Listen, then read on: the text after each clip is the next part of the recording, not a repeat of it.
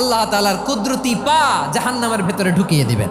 জাহান্নামের সবচাইতে হালকা আযাব হলো ওই ব্যক্তির আযাব যার পায়ে দুটো জাহান্নামের আগুনের জুতা পুড়িয়ে দেয়া হবে। ওই আগুনের উত্তাপে তার মাথার মগজগুলো ভাতের মারের মতো টপ টপ টপ টপ করে বেয়ে বেয়ে পড়বে।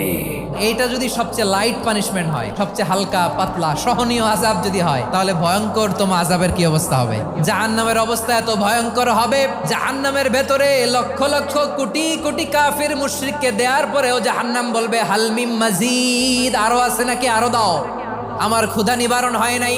জাহান্নামে তো উত্তপ্ত হবে, জ্বলন্ত হবে, ভয়ঙ্কর হবে। জাহান্নামের এক অংশ আরেক অংশকে খেয়ে ফেলবে। আল্লাহু আকবার।